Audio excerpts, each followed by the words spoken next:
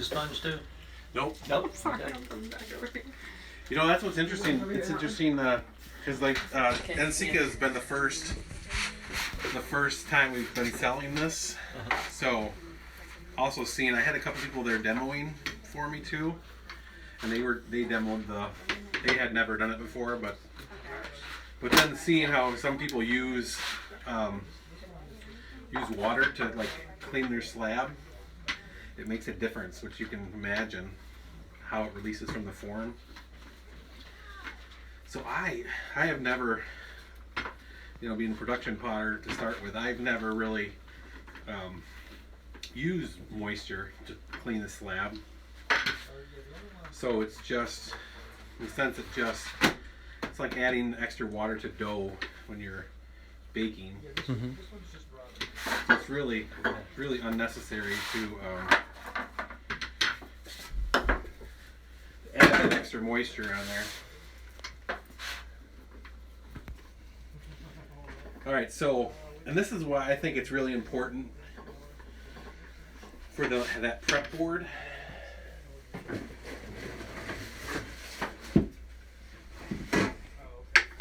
So again, to kind of go over the parts of the wheel attachment system, which we're calling the wah, which is a prep board, which has a hole and then a kind of easy way to find the bat pins to register groove.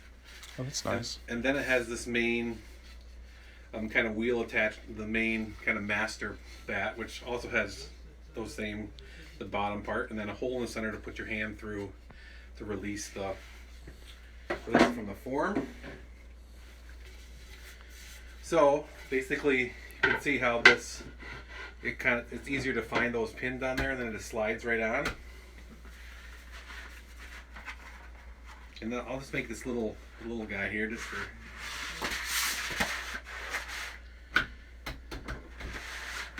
So we just put it right on the wheel head there. Turn our wheel on a little bit.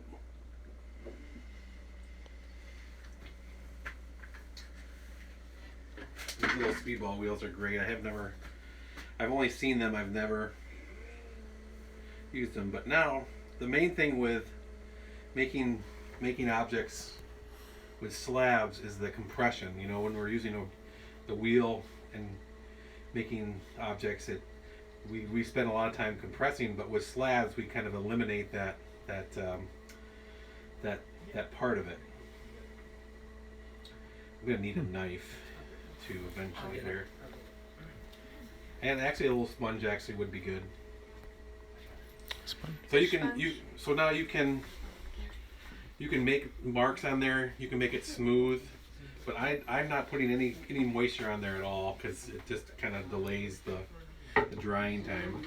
Makes sense. And so now you could do all kinds of crazy stuff here too. I'm gonna release it from the board. And the other great thing about slabs is you can add texture.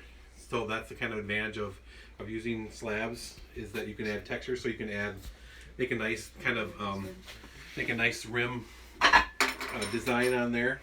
So you can make this off center. You could do all kinds of crazy stuff to make it individualized for yourself. So I'm taking this little spacer that has a bat pin in it, putting it upside down on top of the form, putting the form where I want it to be, and then adding the master bat to there, kind of hold that spacer from falling out, flipping it over. So now it's on top of the wheel. I can then use my little register groove there, and then fit it right back on the wheel. You can turn this on here. Get your speed. And the nice thing about this little wheel is that it'll hold the speed on one speed, so you can kind of find your speed and then just kind of let it go. I actually sometimes, if you're using really thin clay, what I want to do is I want to take my fingers and drag the clay towards this edge here. Otherwise, it's going to stretch it a little bit. So now I kind of have the clay in place,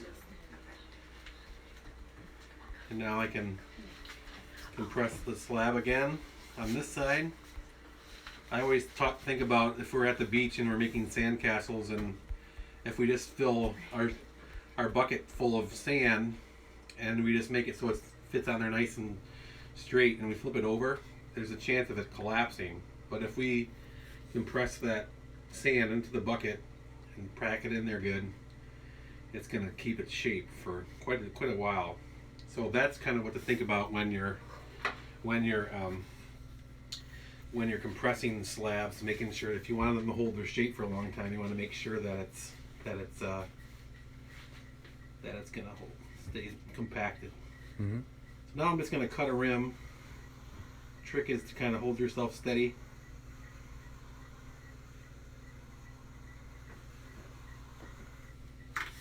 Then I'm going to make another cut here. You'll see what that's, just to make a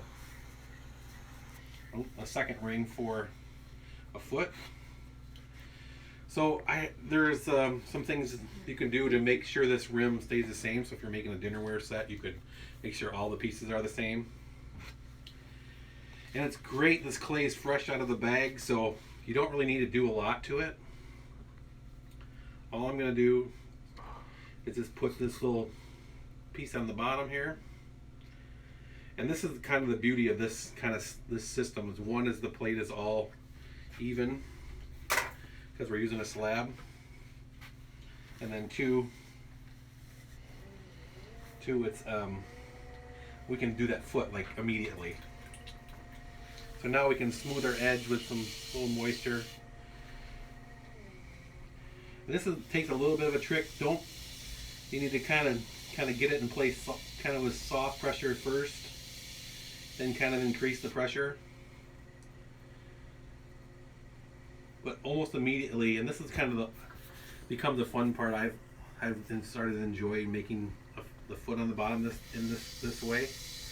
Now you could kind of shape it. You could use some other tools to kind of make it tall or short, but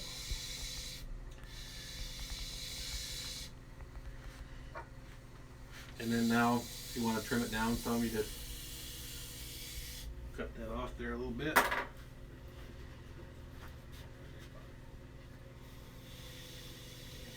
So if you want to define that shadow of that foot on there a little better, you can. I always like to use the Kemper JA20. It's a inexpensive wood modeling tool that Kemper makes to kind of clean these inside parts out. And that's pretty much it. So now what I can do is press from the inside, which then helps me to not Oh man, that's clever. not to mess with that rim. And then I can get my spacer or get my prep board back, and then press it back on here.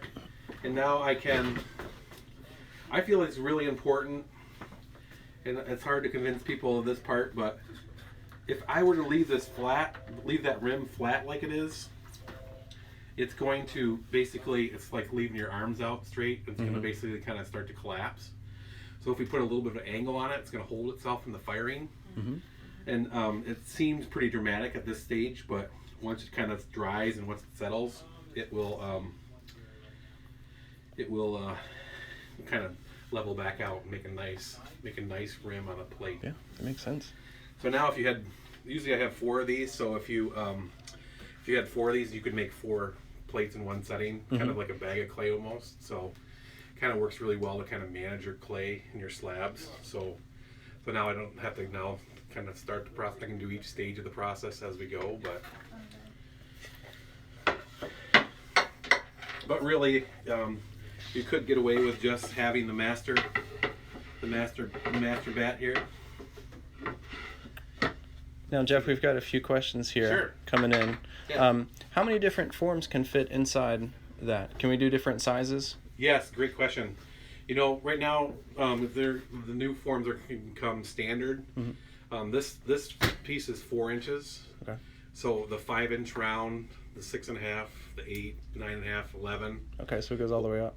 Yeah, we'll all have a center hole drilled in them if they order them now. Anything new from now on. if you already have some existing, sorry about this, 1 second here. If you already have some existing forms, we include a drilling guide with the purchase, so you can make copies of this, cut them out. So if you had a 6.5 inch one, you could cut this out and then put it against the bottom of your form here to then show you where to drill. So it's definitely, you don't need to buy new ones to if you already have a bunch of these round ones. But yeah, that's a great question. Any other questions? What's the retail price, give or take? It's $35 for all 4 parts, which does not include any of the molds, but but it's basically gets you started. Okay. I think the retail price with the four of these other prep bats and 4 of these guys is $79. Okay. So, but you really only need to buy one of these to kind of get you going. Okay. One thing I caution people too is that currently they're just made out of MDF, so they're not really that durable to do other wheel uses, but they work great for slabs, and that's helped to keep the price down a little bit. Hopefully, eventually, probably have some other material that it can withstand throwing other bowls and stuff on it as well. But yeah. I have a question too. Sure. You said your background is production pottery? Yes. So where did GR Forms come out of that history or your background? Yeah, GR Pottery Forms. I started making clay 12 years ago as a production potter. And I lost my current job as kind of doing marketing and I was merchandising is the word I'm looking for. Merchandising, and so I have a marketing background. So I needed to find work, and so at the same time I had a love for clay, like most of us do, right?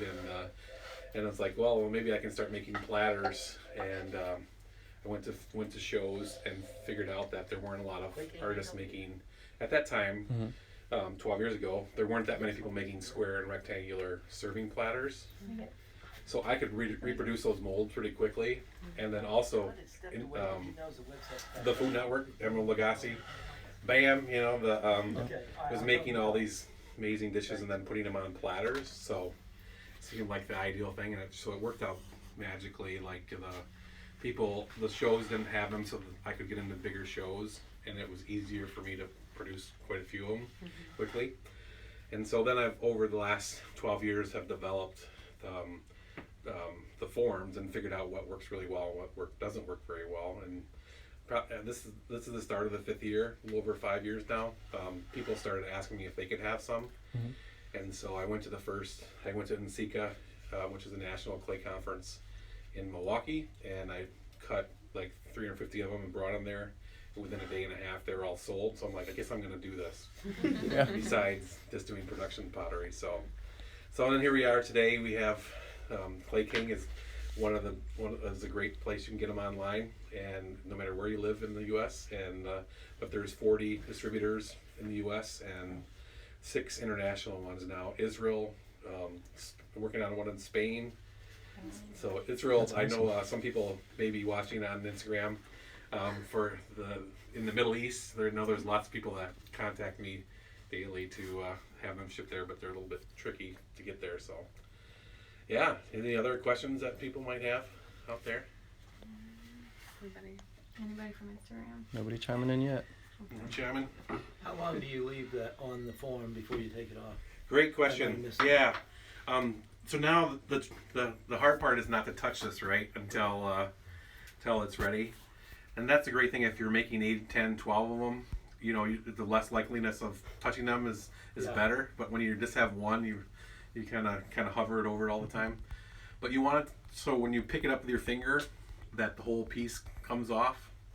And the great thing about, and this was not necessarily something that I knew at the beginning, but I was mainly cutting it on a 45-degree angle for efficiency of the wood.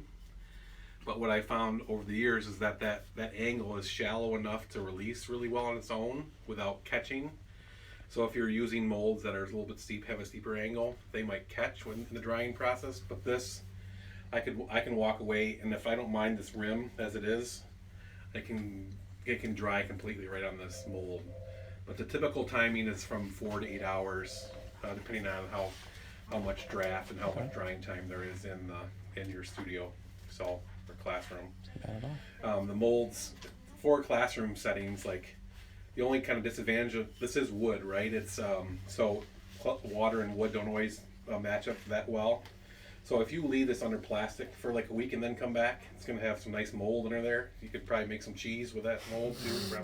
But it so it works just like plaster in the timing. So you would want to take it off the plaster mold within a week as well. So, but I've used these molds for 8-10 years and over, and they never they still work really well. So yeah. Nice. All right. And will those bats fit on any wheel? Good question. Right now, they fit on any wheel that has a 10-inch bat pin system. Okay. I can make some for the 9-inch ones, like the older wheel heads. Mm-hmm. So if you go through a distributor or through me, you can definitely let us know and we can get that to you. So it's definitely not a big problem. Okay. Here I didn't show. This is some of the finished pieces that I brought along. So you can see this has a foot on there, and this is the typical dinner set. If you order the dinner set, it comes with 2 6.5, which is this size, and then 2 9.5, which is this size. So you can see that it's a pretty good size plate when you have that little extra rim on the outside. Mm-hmm. But you can see, and then the angle too has that where the spacer was, where it's not kind of flopping over. But again, real simple to make the foot in this process and not have to wait till tomorrow to come back and trim a whole bunch of clay off there and have to recycle that clay. Yeah, that's wonderful. Basically it. So it makes it kind of a fun way to kind of deal with making plates.